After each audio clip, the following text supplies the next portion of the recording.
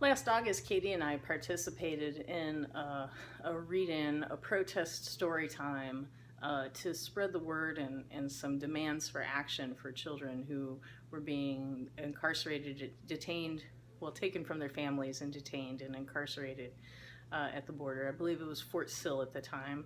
And we stood with Heartland for Human Justice and We Stories in a coordinated effort to bring attention, draw awareness in a story time. So it's been a few months since that story time, and media attention to the situation has certainly dropped off.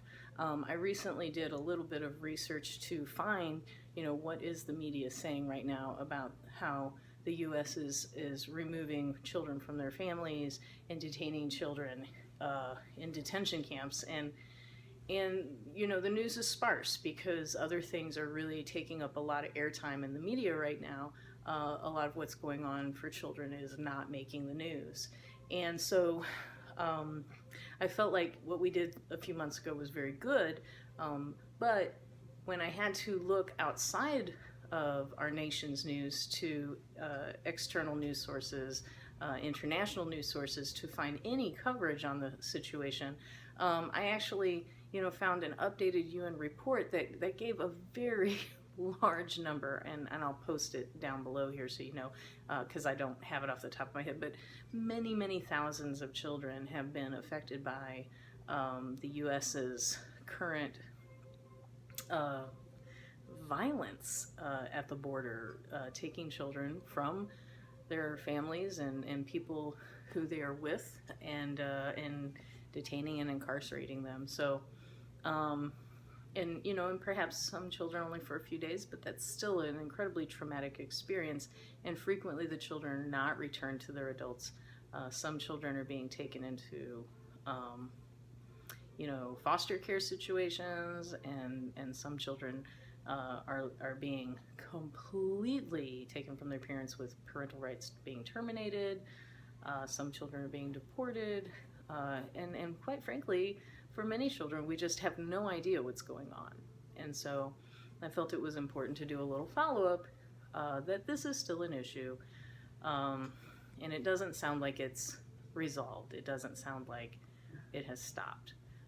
So that is why we did a follow-up story time. For my read-in story time, I want to share a book with you, Edwina, the dinosaur who didn't know she was extinct. Words and Pictures by Mo Willems. There's Edwina right there.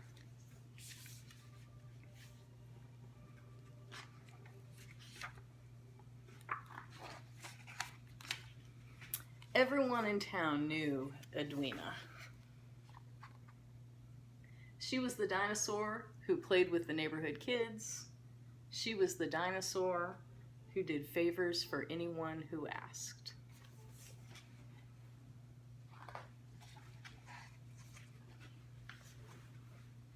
Edwina helped little old ladies cross the street, and she baked chocolate chip cookies for everyone. Everyone. Everybody loved Edwina. Except Reginald von Hooby-Dooby.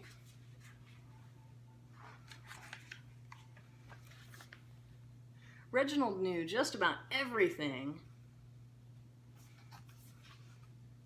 Reginald knew just about everything about everything. He liked to give reports in class about all the things he knew.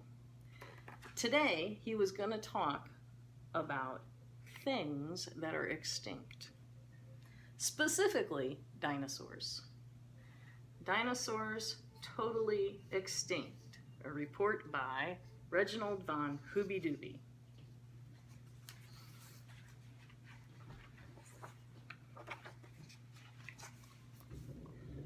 But as soon as Reginald started, Beth McFeeder asked, "What about Edwina? She's a dinosaur."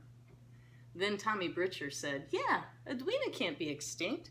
She bakes chocolate chip cookies for us." Then Ms. Mink added, "Maybe Edwina is baking chocolate chip cookies right now."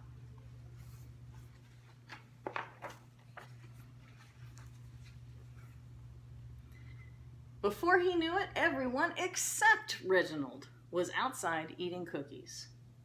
No one listens to me with that dinosaur around, thought Reginald. Well, tomorrow I'll prove to the whole town that dinosaurs really are extinct, and poof, Edwina will disappear.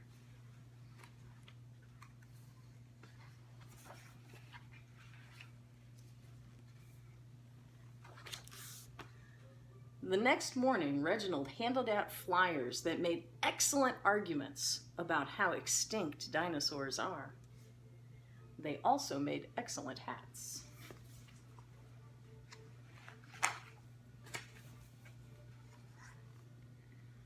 When the flyers didn't work, Reginald tried protesting. When protesting didn't work, he tried everything he could think of.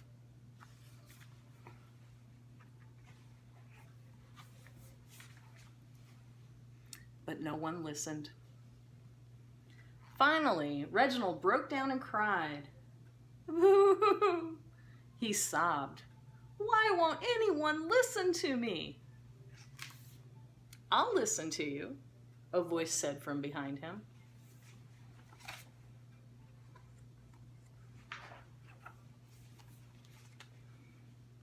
It's Edwina. Reginald took Edwina to his classroom.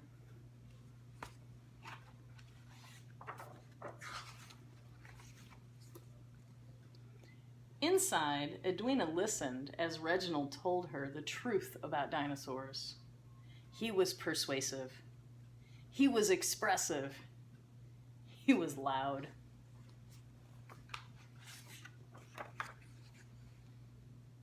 He was very convincing.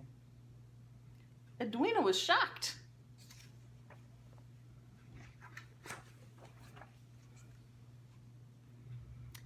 When he was done, Reginald felt fantastic. No one had ever listened to him for so well, for so long. Everything Reginald said had made sense. There was no doubt in Edwina's mind. She knew she was extinct.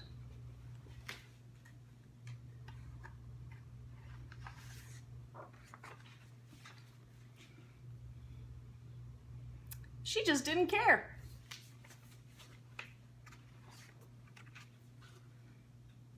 And by then,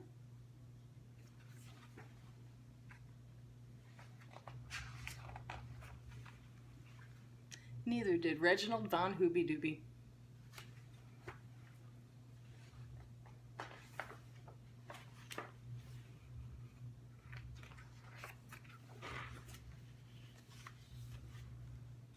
The end.